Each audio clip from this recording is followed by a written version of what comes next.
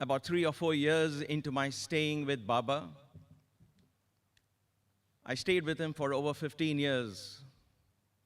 I was 17 when I went to his feet. I was not a devotee, neither were my parents. I was sent there by my parents because the education was free.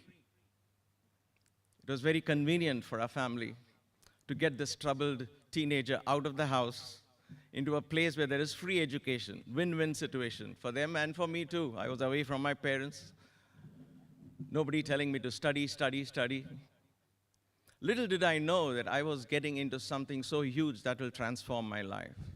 When I went there, all I wanted was a degree. My father had already decided, I'm an accountant, you get your degree and you come, my job will become your job, you become an accountant, and it was all, my fate was sealed. In my generations, everybody in the family decided what I was supposed to do. Some of you may relate to that. But little did I realize that I was in for the greatest spiritual adventure that continues to be as glamorous, as mysterious, as powerful, as wonderful as it was the very first day I saw him. 45 years has been in his presence. 18 years before that.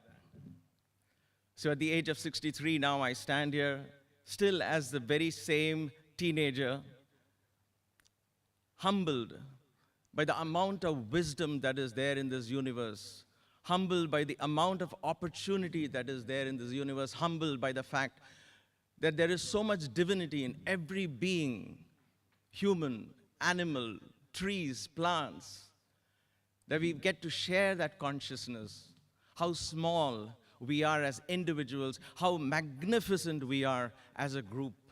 Unity is divinity. So here I was in his room one morning, having had prayed to Baba, being inspired by him as a young boy, watching that intense life of complete integrity, complete dedication. Because when Baba asked me, one of his very early days of my getting used to him, my trying to understand who he was, when he had asked me, what do you want? I said, I want to be in your room. Not an audacious boy, but genuine curiosity. What does he do there? Does he have a television in his room? Does he have a sofa? What does he do for entertainment? How big is his bed? How comfortable is he inside there? If he has a throne like this, and if he has got a Mercedes-Benz to go around, I wonder what's up there. I wanted to know for myself. I got this opportunity. I asked him, and he said, Acha, kal se how? Comes from tomorrow, he said, with no hesitation even for a second. And the months that followed were the greatest eye-openers of my life. I saw that integrity, that dedication, that intensity, that purity, the willingness, the ability, and the excellence of giving. And so it was that I got inspired and I started praying that I want to serve this master, be a part of whatever it is that he was doing. So that morning, as he was going through his mails, he opened an envelope and he was seeing something, and then he tossed, it was a card, and then he tossed it, he flicked it like this towards me. I was sitting there at his feet, and I grabbed it, and I didn't know what to do, and he just did like this, saying, read it. And I opened it, and there was this beautiful poem, the poem of Saint Francis of Assisi. Make me an instrument of thy peace, my Lord. Where there is hatred, let me sow love. Where there is injury, pardon. Where there is doubt, faith. Where there is despair, hope. Where there is darkness, light. And the prayer goes on. I just loved the prayer as I read it, and I looked up at him, he smiled. I took it as a sign that that should be my prayer, that should be my aim, to serve him, to be an instrument. An instrument has no agenda of its own. The flute doesn't decide what tunes to play, nor does the harmonium decide what ragas to play. The flute becomes hollow and ready for the master to play. And that's a symbolism of Krishna holding the flute. The conch in Shiva's hands and Vishnu's hands does not decide how loud the sound should be, how pure the sound should be. It just stays hollow. And Krishna decides to blow it. Shiva decides to blow the conch. So for many months, I started chanting that prayer. It gave me peace. It gave me a sense of direction, a sense of grounding as to what service means. True service, as Baba would explain to us, is real yoga. He would often call me a vanara, a monkey. Your monkey exercises, that even a trained monkey can do all these poses, he said once after I demonstrated something in front of him very proudly.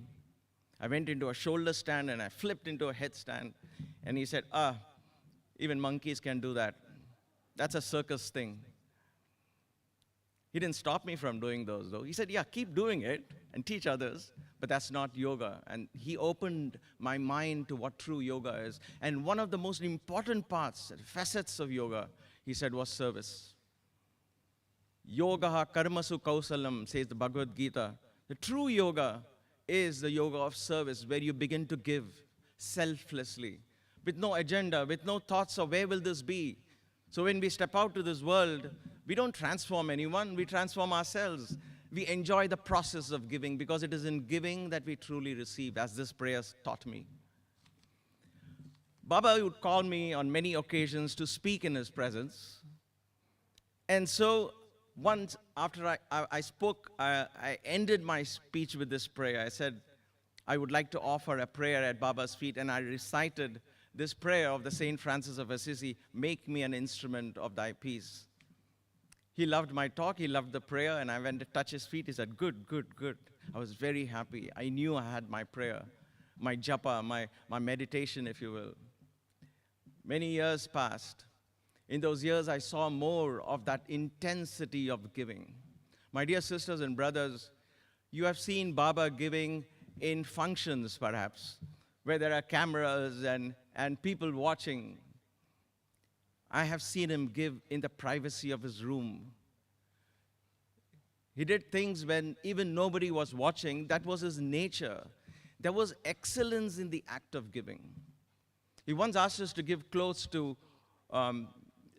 victims of a flood. All of us discarded our old clothes as we normally do. Oh, we have to donate. Okay, let me see what I don't need. And we give away what we don't need, things that are old. He called us and he said, how dare you give your old clothes to people who have no clothes? Give the ones you like. Did you even think you could give the clothes that you want to wear? Give those away. And so he said, I threw away all your clothes and I've given on your behalf. I've sent brand new clothes to these people. It was my parents' 60th birthday, and Baba sent a sari for my mother. The person who brought this sari from Baba's room said, asked my mother, what is the special puja you're doing? What is that special worship you're doing? And my mother was very humbly receiving the sari. She said, I'm not saying anything. I didn't do anything. But why are you saying this? I was there, and he said, I don't know, but Baba opened the cupboard in his room. His rooms were just full. It was like a storehouse, a warehouse, if you will. He had a small, little, tiny room, but 10 by 12 feet, that was his bed, and 10 by 12 feet was his living room. Rest was all storehouse, all boxes and boxes and boxes of things that devotees would donate for him to pass on. And so I believe he opened the cupboard, and he's asking this person, well, I have to give a sari to Sundar Iyer's mother. Her skin color is dark like mine. What color would suit her? Why would Baba worry about one sari being given to one person? Every single little act of his was filled with this excellence of giving. To me, that is my takeaway from Swami. The magic word to give, but give excellence. Search for excellence in giving. We only have the rights to act. Karmanyeva adhikaraste ma phaleshu kadachana. Never, ever do we have rights to the fruits of the action. And some of you, young as you are, might ask, then what's the point in acting? And that's exactly the point in acting. Focus on the excellence of giving. Leave the results to take care of itself. We serve selflessly. We serve in unison. We serve for the joy of serving. What that service does, how somebody receives it, whether they value it, whether they don't value it, it really doesn't matter. Jesus gave so many sermons from the Mount. More than 90% of them came for healing, came for food, came for blessings. Nobody came to listen to his sermons, but did that stop him? No. Baba gave so many sermons. Most of them we are fortunate to have had recorded. We go to him, we seek this and that and that. But the wisdom that he had come to give is what is the real treasure. And so every little act, Baba brought excellence in that. A day before his birthday, Baba came to our rehearsal, because we students would put a play every time. There was World Conference, 1990, and there was convocation on November 22nd. The President of India was there. The night before, the evening before this convocation, Baba came and saw our rehearsal of the play for the final time, the final rehearsals. And I had the opportunity to write this play and work with him in making this and putting this play together.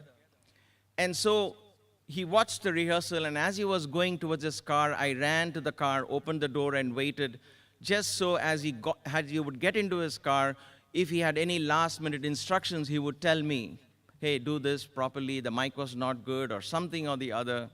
And so I stood there with my hands folded, waiting for Baba, and as he passed and was about to sit into the car, because my hands were folded, on my shirt there was a tiny little tear. Tiny, so tiny that even I didn't notice. Perhaps it got caught somewhere and there was a little tear. Baba's eyes fell on that. He was always quick. Even the smallest little imperfection bothered him. So he looked at that, he poked his finger into that, and he said, "Chi, chi, chi, ganda, kya hai ye? What is this?" And I just sheepishly smiled because I didn't know what to say. I felt very embarrassed. And Baba got into this car and went away. And I just thought, okay, my Swami is happy with the drama, and that was all I was thinking of, November 22nd, early in the morning, Baba opens the door for darshan. For those of you who have been Puttaparthi a day before his birthday, on his birthday, especially during World Conference, you have an idea of how many people would have been gathered, right? Thousands and thousands of gathered. Right across the door on a chair is sitting the President of India. Baba opens the door with a little brown bag in his hand. And he comes out and he steps into the bhajan room that is just by the side. He looks where the boys are sitting and he asks them, "Where is Sundaraiyer?" And I get up, shocked that he's asking for me first thing. And then he flings that brown paper bag towards me. He said, "There is a shirt piece, stitch a good shirt for yourself." How many of us have organized functions where we didn't have time for the little things? We would delegate them. Hey, I don't have time for this. You do this and this. I want to take care of the big things. And we think we're taking care of the big picture. Where we let the little things let go. But Baba took care of the little things, and in those little things lay his divinity. In that little acts of care and concern, with one individual at a time, he could take care with thousands at a time.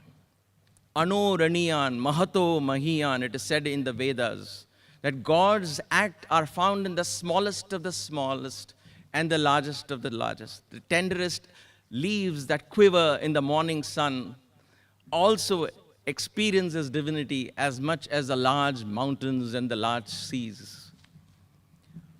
Years passed, I got a chance to talk once more, and then I said I might repeat that prayer again in Swami's presence, because he might have kind of forgotten that I said it 4 years ago.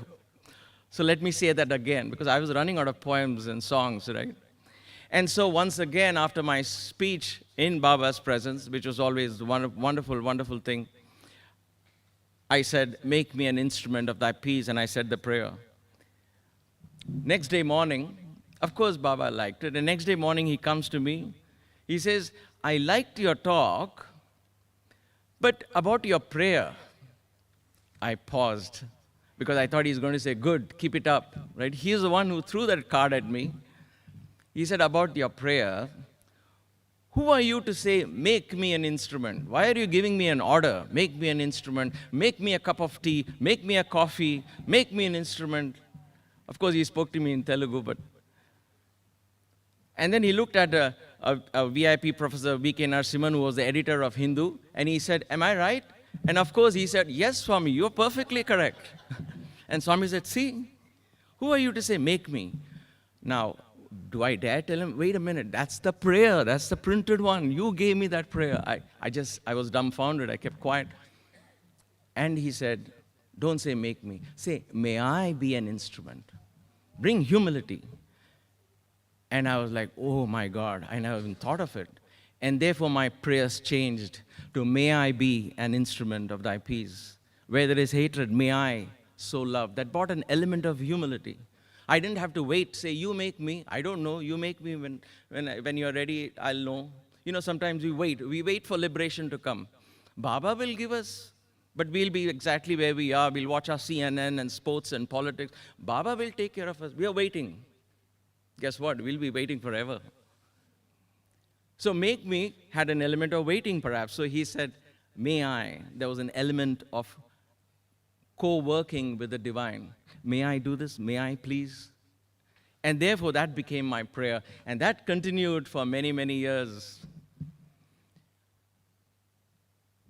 After about 10 years of stay, or 10 or 12 years, there was a chance Baba started going back to Kodaikanal in the summer. And so I was one of the first batches. He took a few of us. And there were about 45 or 50 days. Every day I had to speak in Baba's presence. I was running out of material. I ran out of all my poems. And then, therefore, one day I said, well, it's time for me to bring this ace prayer out. May I be an instrument of thy peace. And therefore, after my short speech next to Swami, in Kodaikanal, it was a very cozy atmosphere. Baba would sit right in a sofa, and you would stand right next to him. Almost he would nudge you if he has to stop you from just continuing to talk. He would just nudge you, and you would say, okay, Swami, I'm done, and take namaskar. So right next to him, I chanted this prayer, may I be. I looked at him, and with all humility and joy, I said, may I be an instrument of thy peace. I finished my prayer, and I bent down and touched his feet. And Swami looked at me and said, how many more years, like a beggar, you will say, may I, may I, may I. Inke enta sepu beggar laga itla chepte untavu, he said. And he made this face, may I, may I. What is this, like a beggar, may I, may I. And then came the most beautiful, beautiful statement. He said, when are you going to say, I am an instrument of your peace? I am an instrument. Eppudu cheptavu? When are you going to say that? I am an instrument. And therefore, from that day till today, this is my prayer. You may call it affirmation, you may call it prayer, it doesn't matter. I am an instrument of thy peace. Where there is hatred, I so love. Where there is injury, pardon. Where there is doubt, faith. Where there is darkness, light. Where there is despair, hope. From this moment on, I will not seek as much to be loved as I will seek out to love. I will not seek as much to be pardoned as I will seek out to pardon. I will not seek as much to receive as I will seek out to give, for it is in giving that I truly receive. It is in pardoning that I am truly pardoned. It is in dying that I am born to eternal life.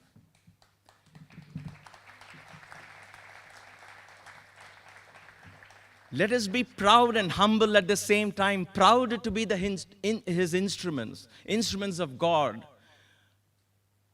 Proud because we have taken this golden opportunity. At the same time, humble and grateful that we were allowed to serve this beautiful life. Use this as service. We often feel, who am I to do this alone? We all get together. The idea of getting together and doing is certainly a wonderful idea, but my dear brothers and sisters, you all know this. I don't have to tell you, there are challenges, right? It takes two to tango. I don't know about 4 or 6 or 10. Get together in unity and serve. But even in that unity, every organization, every charity needs what I call a second hand. And why do I call it a second hand? It's because I learned this from Swami. One day, Baba was sitting in the chair. He was having a sore throat. He was like, I would put it, quote unquote, pardon me for saying this, but he was not feeling well. I say pardon me because what we saw of Baba was a fraction of who he truly was. And therefore, my colleague sitting next to me, we were pressing his feet. He said, Baba, don't go for darshan. Take rest today. And almost instantly, Baba looked at him and he said, you see the clock behind you? And we turned and saw the clock. And he said, which is the most important hand in that clock? We kept quiet. We didn't answer because by then we knew wise not to answer. He said, the hand that you can barely see, the second hand, that is the most important. If that hand stops, the clock comes to a stop. I am the second hand. Satya, Dharma, Shanti, Prema. Satya, Dharma, Shanti, Prema. That is my job. I will never stop. That's when I realized how important, how crucial it is for a leader, for one who's inspired. They go non-stop at that mission, completely focused in what one does. Even though I understood this, I didn't have the strength to follow that. For many decades later, it's only when Baba attained Samadhi, I said to myself, enough is enough. I have to dedicate myself to the task he had given me, to revive the ancient teachings of Sanatana Dharma, which is the Dharma, the lifestyle, the unity, the consciousness of God itself, where every human being and every animal and everything in this universe is seen as part of one divine consciousness. There is no separate, there are no two. Ekam sat vipra bahuda vadanti. There is only one, we just perceive it as the many. And therefore, we have, in that sense, each of us are alone, following that call. Rabindranath Tagore said this beautifully, and end this with this beautiful poem that motivates me at every moment of my life. Along with this prayer, I am the instrument. I also remember this because I saw Baba doing this. He celebrated his uniqueness. He celebrated who he was. He was alone in a sense, but he carried it all on his own. It didn't matter to him if he had 5 devotees, 50 devotees, or 5,000 devotees, or 50,000 devotees. It didn't really matter, as Brother Viru said. He said very clearly, I've not come here to collect followers or doctrines or preach any religion. I've just come to remind you of the duty to love, the obligation to love. Ekla chalo, ekla chalo, ekla chalo re, Rabindranath Tagore says. If no one listens to your call, walk alone. If they, in fear, cower mutely facing the wall and keep quiet, then open your mind, speak out alone. If as you cross the wilderness, they turn away and desert you, then walk along the bloodline track, travel alone. If in the storm-troubled night, they dare not hold aloft the light, then ignite your heart with the lightning from that storm, and you become the guiding light. In each one of us, there is this potential, this divine potential to walk alone, to lead the masses.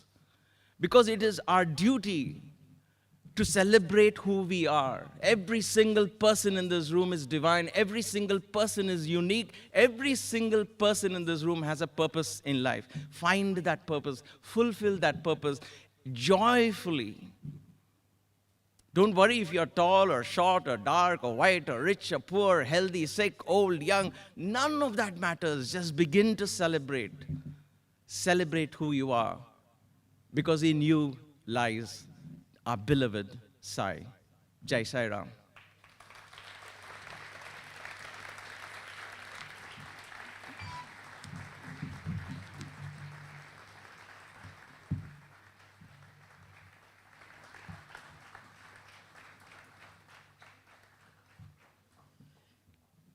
Didn't want him to stop. We have, after the dinner, there is a satsang if you want to hear more.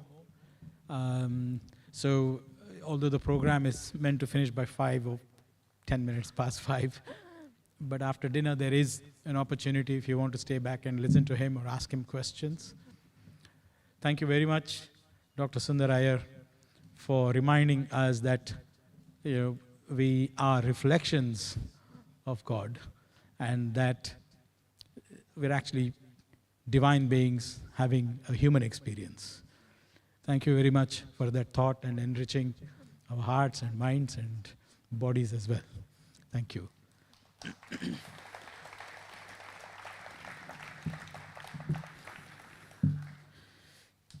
I just have a short video to be presented if our IT team is ready.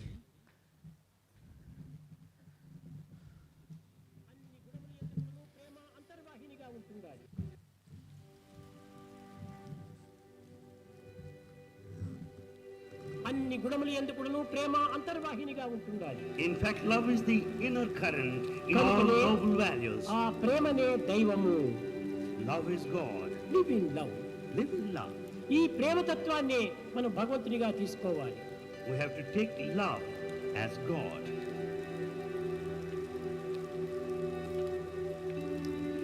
Swami has asked me, so I will definitely do my best. And he asked me to proceed for the registration of the trust. The Charity Commission asked, you have mentioned in the trust deed, one of the objectives is to teach and carry out the message of love. It is a very vague purpose. Please set out in detail the activities that trust would undertake.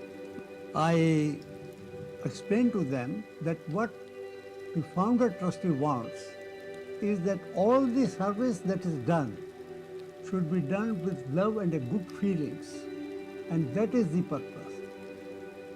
The official who interviewed me, he just smiled. He said, we are registering your trust. Yeah, I think trust at present is in very good hands. People are doing good work, and the objective of the trust are the same. Yes.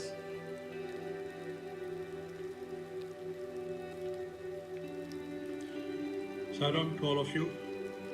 Poverty relief and sickness relief are the two objects of the Sathya Sai Charitable Trust, UK, apart from advancement of education. For poverty relief, the Trust has supported food banks in the UK, so also food programs in Sri Lanka, Nepal, and during COVID in India. For us, so we're really thankful and grateful for what's come in. There was a lot of UHT milk, which is one of the things that we're always short of. Also, we brought in a lot of jam because we didn't have any jam at all. Part of this has already gone up to the picnic area. And then tinned fruit and tinned potatoes. Sickness relief. The Trust tends to take a holistic approach, which is in line with what Swami had expected. It is not restricted to people only. It covers all beings, including animal welfare. Eco-care, which is also the care of the environment and supporting hospice. Thank you. Ram. Bhagavan used to say that education is for life and it's not just for living. We give enormous emphasis on creating a model of education that leads to individuals of impeccable character who will ultimately serve society. That is true in Bhagavan. have directly experienced the power of that message. Supporting value-based education is a key aspect of our trust work in this country and around the world. To achieve this, the trust has supported a number of projects, school development projects, infrastructure development projects in countries such as Nepal, Zambia, Malawi, Haiti. It has organized talks, Walk for Values events in Leicester and Harrow. It supported schools in different parts of the country, including Milton Keynes, Bournemouth, Leicester. And not just this, it has supported a number of schools through breakfast meals programs and providing study materials, in some cases even clothing to needy students. The trust is also actively involved in organizing teacher symposia so that the teachers are equipped with the necessary background and skills to create students who are rooted in values. Swami's Trust also organizes a number of well-being events in university settings, including like the one that recently happened at Bournemouth University and one that we are doing at Kingston University. The last 2 years have been very exciting for the Sri Sathya Sai Charitable Trust. I say exciting because I suppose we've been focusing very much on UK-based projects, whether that be organisations, charities, and various different multi-faith organisations too. And what's really been the underlying thread with our relationships with everyone has been religion, which is love. Our Guru, Bhagwan Sri Sathya Sai Baba, has always said, love all, serve all. And really, if I am to be honest, as trustees, we've really been on the receiving end of so much love with every relationship that we've been fortunate enough to work with this year and last. And it's been very inspirational and a learning experience. And, we often think that, we are the doers, and we always get told by the divine who comes and sort of kicks us in our head and shows us that we're mere instruments of his work. And that kick in the head has been absolutely beautiful, and it's very addictive. So we're hoping for many more kicks in the head to work and have the opportunity to work and expand these relationships within the UK and Europe, and of course internationally, and wherever the divine path leads us. So thank you very much to all the relationships that we've had in the past since the very founding of this trust, with Uncle Puri, who's obviously here today, and Uncle Kushal, who's one of our most older trustees, and so many trustees in the past who sowed the seeds to what this trust is today, to allow us as youth and younger generation to have this as such a spiritual, precious platform for us to really grow as individuals, but also service to man and humanity. So thank you, and we look forward to working with yourselves and many more. The Sri Sathya Sai Charitable Trust is a neutral body who has and will support all work unifying the spirit of service, and hopes to do this by holding hands with all members who sing the name of our beloved Lord Sai, and from here extend our hands of service into our communities. Bhagwan Baba has always said that a family that prays together stays together, and with this same ethos we continue to extend our hands of friendship to serve those less fortunate than us. We as a trust will be looking to build a platform to celebrate our Guru's 100th birthday as one Sai family. And it is only once we all hold hands that we can truly show in action what our Baba came here to teach us, love in action.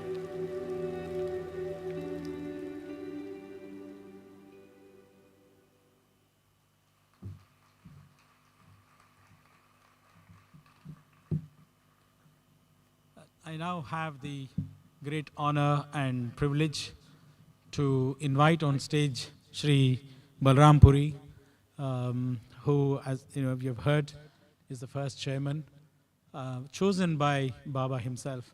That he is with us, very active, and at any time we need any advice, just as a compass that we are following the spirit and the vision of our founder trustee. If we don't do that and we get lost in the myriad, sort of challenges and work, then it doesn't matter what you do if the spirit behind it doesn't realize the vision for which this was established. So, as we lovingly call him Uncle Puri, it is my privilege to invite him on stage, please. Take your time.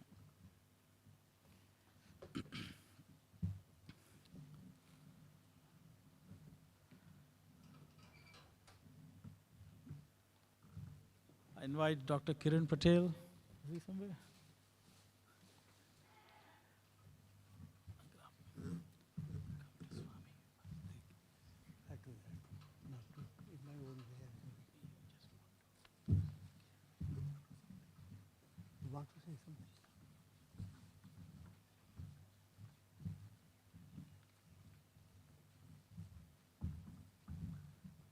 So as a token of our love, token of our admiration for his constant engagement and advice to us over so many years, 44 years now since our trust has been here, just a small token of appreciation, respect, and love for Uncle Balram Puri.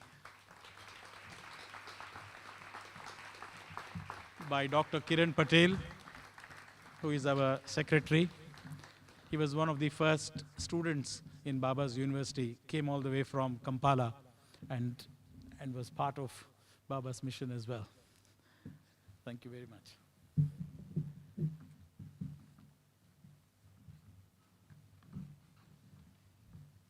Thank you, Kiran Bhai. Thank you very much.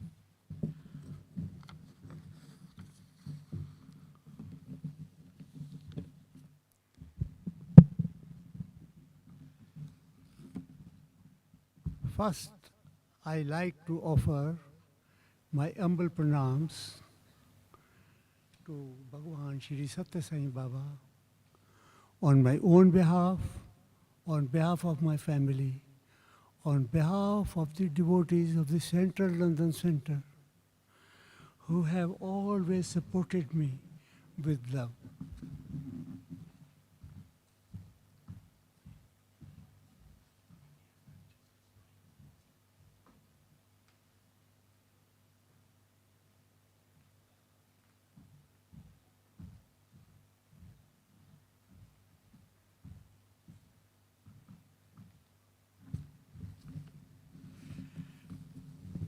Dr. Veeru, Chairman of the Trust members, and all distinguished guests, please accept my loving Sai Ram.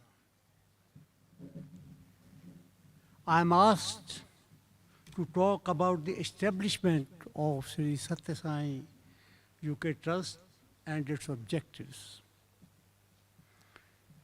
It is my good fortune that Swami assigned me the duty of establishing his very first trust outside India. It involved registration with the Charity Commission and the other related works like opening the bank account, etc. It may be of interest for you to know, you have already seen in the video, but still I will repeat, that the Charity Commission, in response to my application for registration, wrote in their letter of 17 February 1979, I quote, "To teach and carry out the message of love is a very vague purpose." Is it clear now? In the letter it was written, "To teach and carry out the message of love is a very vague purpose. Please set out in detail the activities that the trust would undertake." I felt, instead of writing back, it will be better to have an appointment in person and explain the very nature of our Bhagwan Shri Sathya Sai Baba. I organized a meeting with the concerned official and explained that what the founder trustee wants is that the trustees to meet the objectives like advancement of education, relief of poverty and sickness, with love and affectionate feelings rather than as an obligation. The officer, you have seen in the video which they recorded, after listening to my explanation, gave a big smile and assured me that the trust would be registered and I would receive the papers in due course.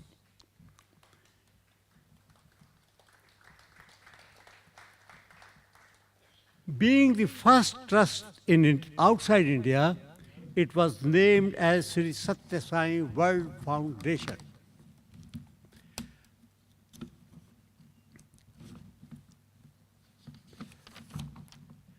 Later, as USA devotees also formed a trust and named it as the Sri Sathya Sai World Foundation, we were asked to change the name to Sri Sathya Sai World Foundation UK. However, as there appeared to be still confusion with similar sort of names of both the trusts, we were advised to change the name to Sri Sathya Sai Charitable Trust UK. The trust has always adhered to the objectives very strictly and at all the times. The first donation by the trust was an establishment of a chair of a professor in the University of Puttaparthi, thus meeting the objective of advancement of education. With the receipt of additional funds, the trust established another chair for the professor to the university. Again, the trust met the objective of advancement of education.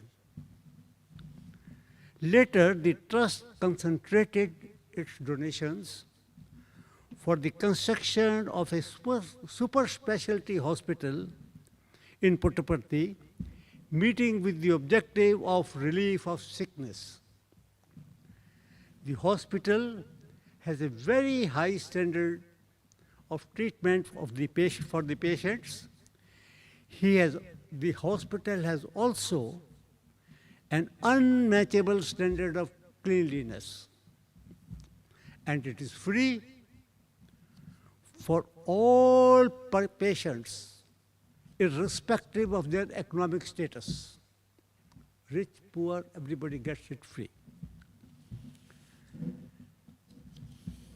Sorry, because of my age, my eyesight is falling continuously.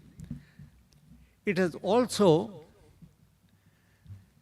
the UK Trust then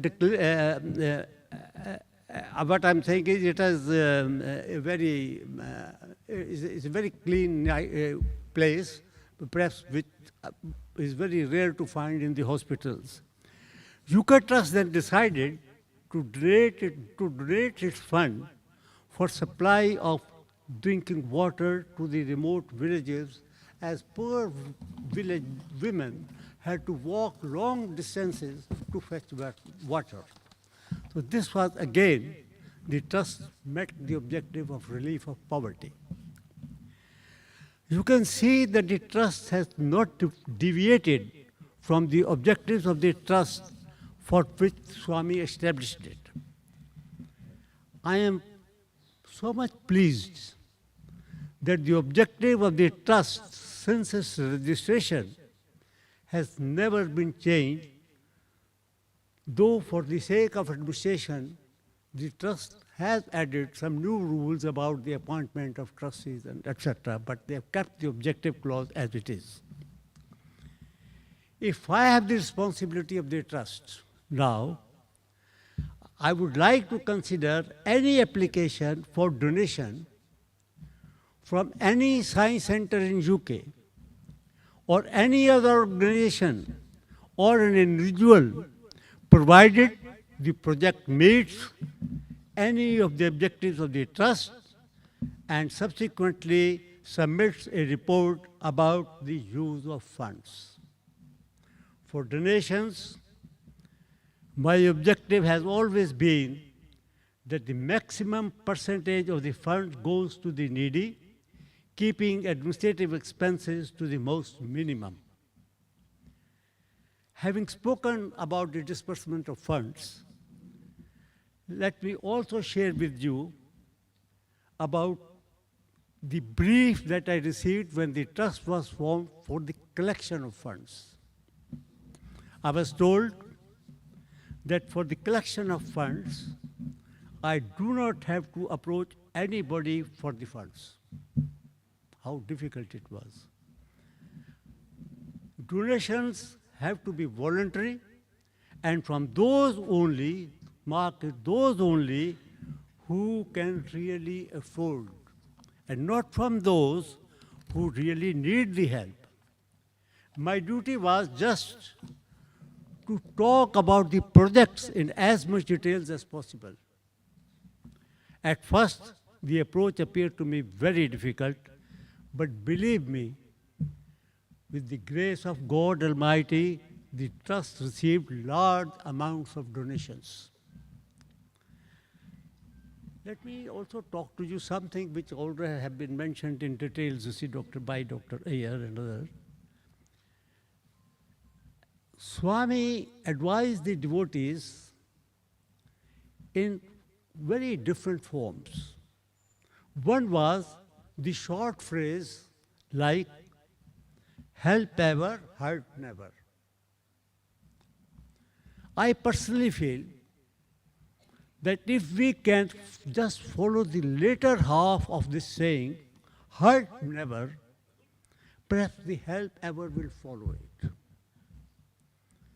It is difficult to practice it because sometimes unintentionally also we may hurt, but it is good at the end of the day, if we look back as to what we have done, have we hurt anybody?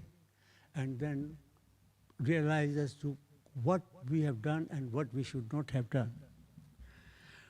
And to this help ever and hurt never, I keep it help ever, hurt never, hate never. And for me, it is hurt never, hate never.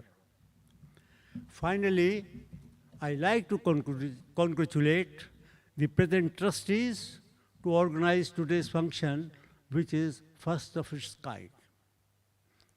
This is the first time I could see the trust holding such a good, nice function. Dear trustees, you all are doing an excellent work. Keep it up. My best wishes are with you and shall continue to march with you. God bless and thank you all.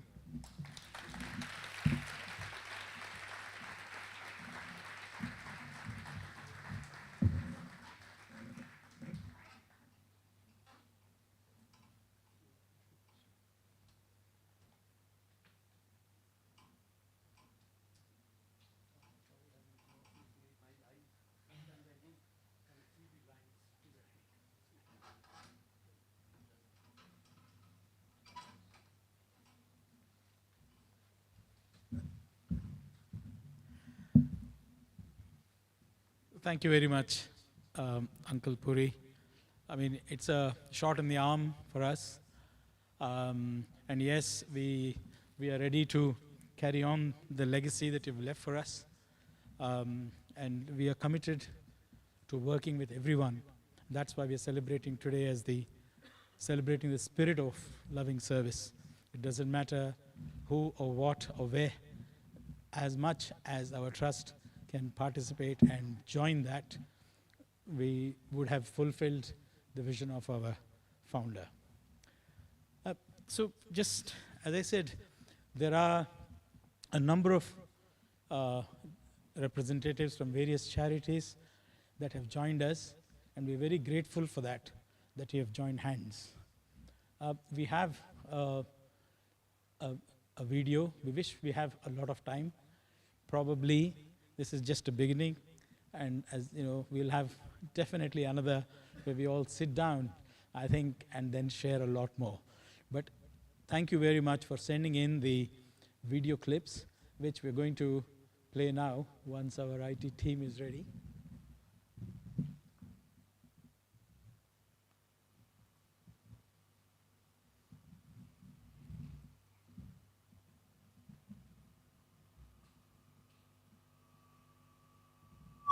Was set up in September 2000. Ashiana stands for the home of friendship and love. It was created by a group of like-minded family and friends, some of whom have children with learning difficulties. Back then, there was very little awareness within the Asian community with respect to learning difficulties. Over the years, Ashiana has aimed to change the way in which we think about and consider learning difficulties, particularly within the wider Asian community.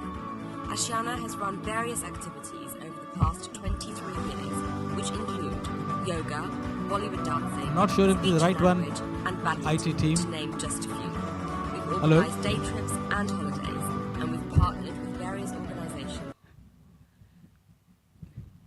Probably another file.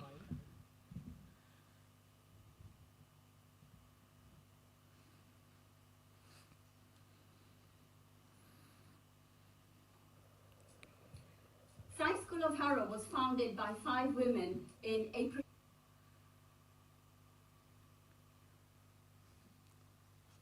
Technology is great. The objective of the Charity Good Values Club is to draw out the inherent values in the objective of the right from the beginning by using the Sathya Sai Education in Human Values program. What are the impacts on the children? Well, a good value.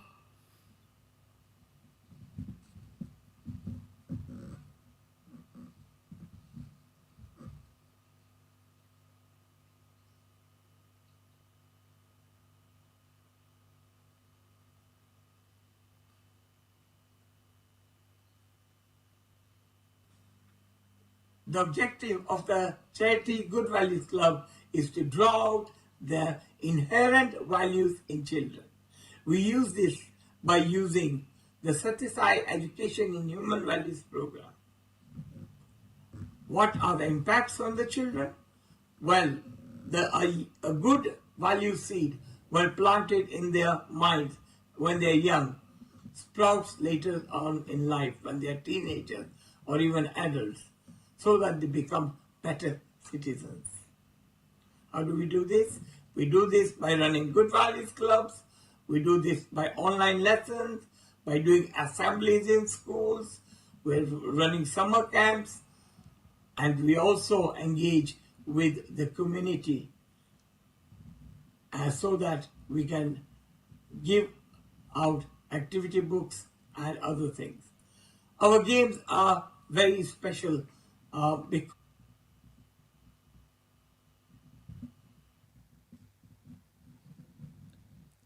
I think some glitches, I'm sure we should be able to sort it.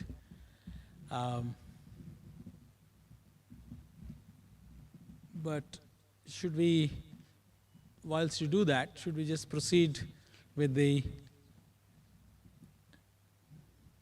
next one, which is you started off with the Sai School of Harrow, and of course followed that by, I don't know how many of you picked that up, but just to sort of give a context, that was Mr. Deepak Feki, who runs the Good Values Club in primary schools, and he's so passionate and has really made a huge impact in Midlands area, especially in Leicester, in various sort of schools from less advantaged areas. He's also now sort of using the similar kind of a model in the Liverpool, in Warrington area. So we'll just sort that out, and then I may request. Dream Sai is a local charity formed in Milton Keynes based on the teachings of 19th century Indian saint. Arda, Sri can you Sai just Baba. play that later? Our dream. Because it's well edited and well, sort of files with various things. So if it doesn't happen, then we can play one after the other. But may I request the Sai School children perhaps to do your value-based songs? Do you want to come on up and... Oh, good. Okay. Do you need more mics? Yeah. So, Jagdish bhai.